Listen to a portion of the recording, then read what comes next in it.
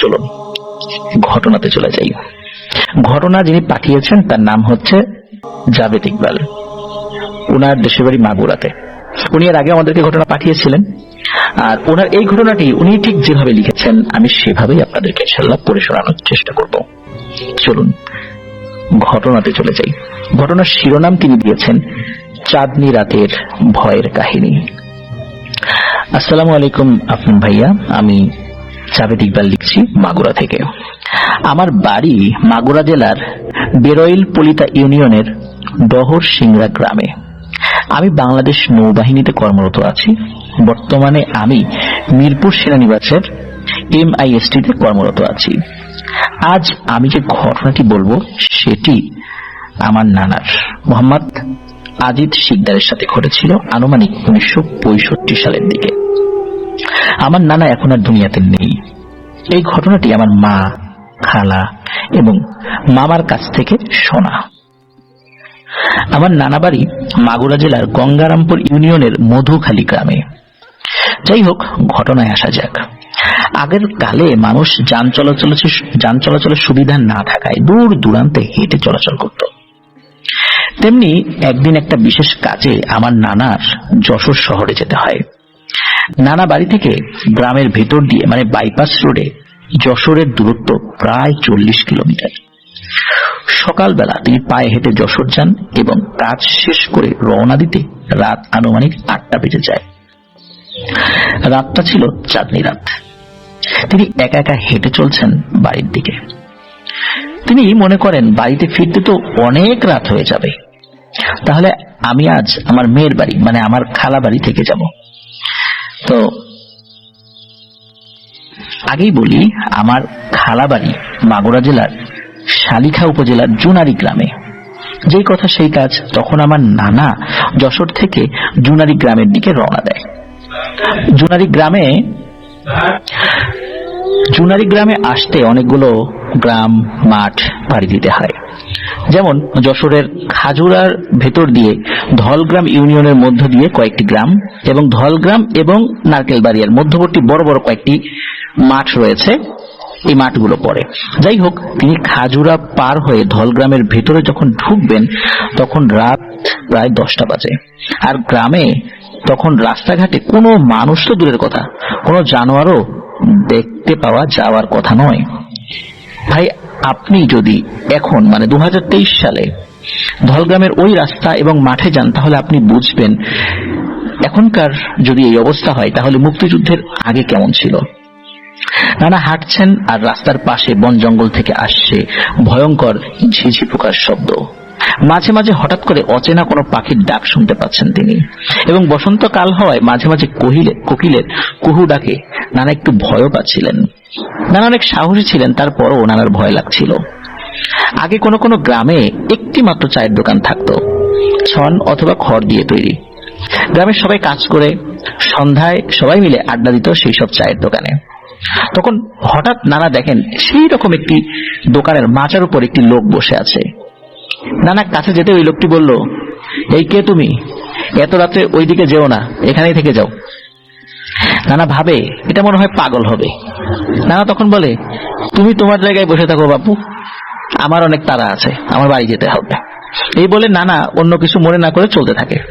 নানা যখন চলতে চলতে গ্রাম ছাড়িয়ে মাঠের ভেতর প্রবেশ করে আর চাঁদনি রাত হয়, অনেক দূর পর্যন্ত হালকা হালকা বোঝা যাচ্ছিল যে মাঠ দিয়ে নানা যাওয়ার চিন্তা করছে সেই মাঠের দৈর্ঘ্য প্রায় 10 থেকে 12 কিলোমিটার। ওই সময় তো বিস্তীর্ণ এলাকায় কোনো মানুষজনের দেখা পাওয়া যেত না। আর এই মাঠের মাঝে মাঝে হিজল গাছ, বট গাছ, পাকড় গাছ, বাবলা গাছ এগুলো ছিল। আর আমরা এখনো জানি যে এইসব গাছে কিন্তু জিনেরা থাকে। নানার ভয় লাগছিল যখন এসব কথা মনে পড়ছিল। তো যাই হোক, যখন নানা গ্রাম ছেড়ে 15 মিনিট হাঁটার পর ওনার কাছে মনে হলো দূরে কিছু একটা দেখা যাচ্ছে এবং চোখ ঝলমল করছে। তখন নানা বুঝতে পারে এটি একটি কুকুর। তাই নানা কিছু মনে না করে হাঁটতে থাকে এবং নানা মনে করে কুকুর তো, তাই একটা লাঠি হাতে নিয়ে যাই, যদি কাছে আসে তাহলে তাড়া করব। তাই তিনি যখন লাঠি খোঁজার জন্য রাস্তার পাশে যান, হঠাৎ নানা দেখেন যে সেই কুকুরটি তার প্রায় কাছে চলে এসেছে। নানা একটু ভয় পায়, কি হলো, কুকুরটি দেখলাম দূরে, এত তাড়াতাড়ি কিভাবে কাছে আসলো। নানা বুঝতে পারে তার সাথে কিছু একটা ঘটতে চলছে। নানা তখন আল্লাহর নাম নিয়ে দোয়া দুরূদ পড়তে থাকে, আর ওই কুকুরটি নানার চারদিকে ঘুরতে থাকে। এই চাঁদনি রাতে ওই কুকুরটির চোখ আগুনের মতো জ্বলজ্বল করছে। নানা ভয়ে কি করবেন কিছুই তখন বুঝতে পারছিলেন না। ভয়ে যে দোয়া তার মুখে আসছে সেটাই পড়ছে, আর অনেক দোয়া, জানা দোয়াও তিনি ভুলে যাচ্ছেন, কোনো কিছু মনে হচ্ছে মনে আসছে না, সব তালগোল পাকিয়ে ফেলছেন। আর ওনার কাছে এটাও মনে হচ্ছিল যে এখনই বোধ হয় কুকুরটি আক্রমণ করবে। আমার নানা সিগারেট বা বিড়ি এগুলো খেত না, তারপরও রাতে চলাচল করত বিধায় গ্যাস লাইট সাথে নিয়ে চলতেন। নানা রাস্তার পাশে হঠাৎ দেখেন যে কিছু শুকনো ঘাস কেটে রাখা। নানা তড়িঘড়ি করে গ্যাস লাইট দিয়ে সেগুলো জ্বালিয়ে দেয়, আর পিছনে ফিরে দেখে সেই কুকুরটি নেই। নানা ওই জায়গায় প্রায় 10 মিনিট ধরে সব ঘাসগুলো ধরিয়ে দেয়। ভাগ্য ভালো ছিল, কাছেই মাঠের ভেতরে অনেক পাটখড়ি উনি দেখতে পেয়েছিলেন।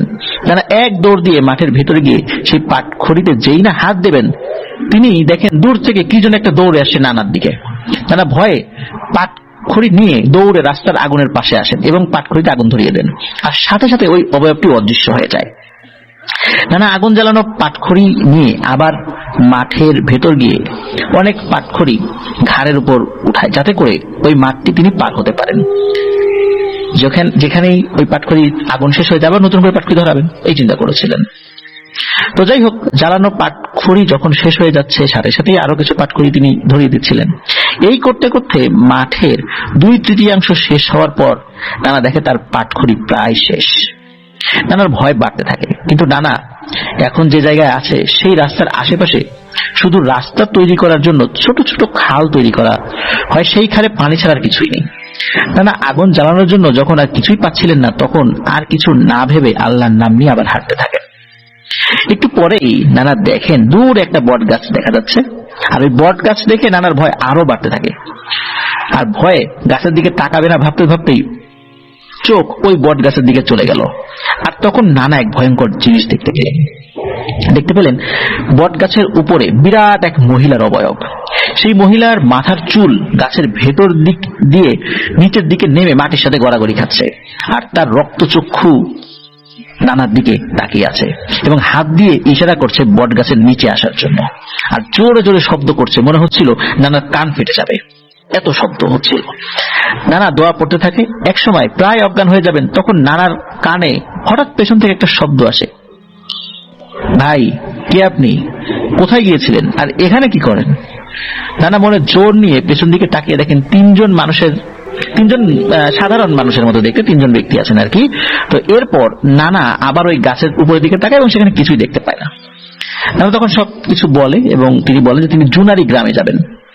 তখন ওই 3জন বলে, আমরাও তো ওই গ্রামের দিকে যাব, চলেন আমরা একসাথেই যাই। তখন রাত আনুমানিক 1টা বাজে। এখন যেখানে আছে সেখান থেকে জুনারি গ্রাম 6 থেকে 7 কিলোমিটার দূর। নানা ওই 3জনকে বলে, ভাই আপনি আগে আগে হাঁটেন, আমরা একটা গোপনীয় গল্প করছি। নানা কিছু না ভেবে মনে মনে আগে কিছু ভাবে না, তাদের গোপন কথা তার শোনার প্রয়োজন নাই, যেহেতু তারা নিজেরাই বলছেন যে তারা গোপন গল্প করছেন, আপনি তো আগে আগে হাঁটেন। তো নানা কিছু না ভেবে আগে আগে হাঁটতে থাকে। আগেই বলি, নানা ওই 3জনের শুধু মুখের দিকে তাকিয়েছেন, অন্য কোনো শরীরের অন্য কোনো অংশের দিকে কিন্তু তিনি তাকাননি। যাই হোক, আর কোনো বিপদ ছাড়াই নানা ওই 3জনের সাথে জুনুরি গ্রামে পৌঁছান। আমার খালাবাড়ি মেইন রোড থেকে ছোট্ট রাস্তা দিয়ে হেঁটে গেলে মাত্র 150 মিটার দূরত্ব হবে সর্বোচ্চ।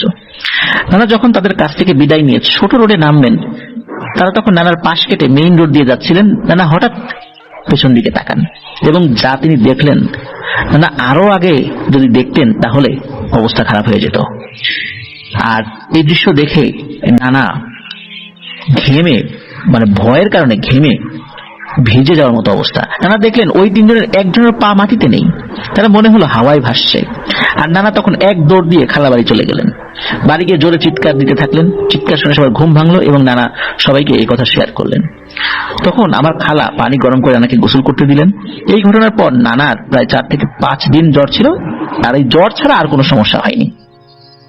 তো এই ছিল ঘটনা। আপনার ভাই গুছিয়ে না লেখার জন্য ক্ষমা চাচ্ছি। এই ঘটনাটা নিঃসন্দেহে সত্য, কারণ এই ঘটনা আমার নানা বাড়ির সবাই এবং মধুখালী গ্রামের অনেকেই জানেন। দয়া করে আপনি আপনার মতো করে ঘটনাটি বলবেন। আর একটি ছোট্ট ঘটনা বলি শ্রোতাদের উদ্দেশ্যে। ঘটনাটি ঘটেছিল 1975 কি 80 সালের এর ভিতরে।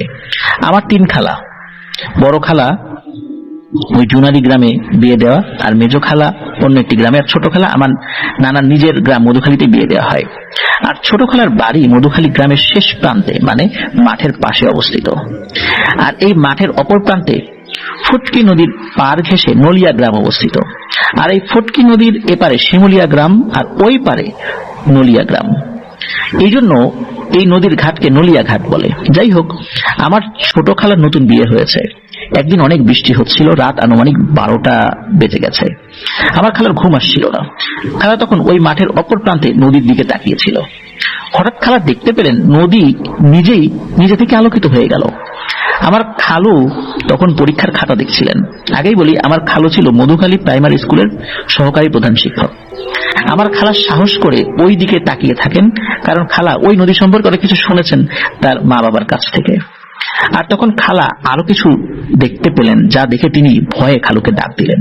এবং খালু এসে দেখলেন 2টি চারি, মানে গ্রামের ধান অথবা যে কোনো জিনিস ভিজিয়ে রাখার জন্য মাটি দিয়ে তৈরি কোনো একটা পাত্র। এটি আগুনে পুড়িয়ে শক্ত করতে হয়। আরো সহজ করে বলি, গরুর খাবার দিতে হয় এই চারিতে। ওই চারি 2টি নদীর ভেতর থেকে ঘুরতে ঘুরতে ওঠে এবং ঘুরতে ঘুরতে খালার বাড়ি এবং নদীর মাঝখানে একটা ভিটা রয়েছে, সেই ভিটায় এসে অদৃশ্য হয়ে গেল। এই চারি এই গ্রামের আশেপাশের অনেক মানুষ নাকি দেখেছে। এই চারি নাকি রাতে বৃষ্টি হলে মাঝে মাঝে দেখা যেত।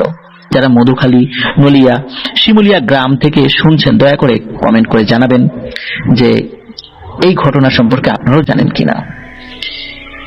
প্রিয় লিসেনার্স, চমৎকার একটি ঘটনা জাভেদ ইকবাল ভাই আমাদেরকে পাঠিয়েছেন, অসংখ্য ধন্যবাদ। তিনি এর আগে আমাদেরকে ঘটনা পাঠিয়েছিলেন।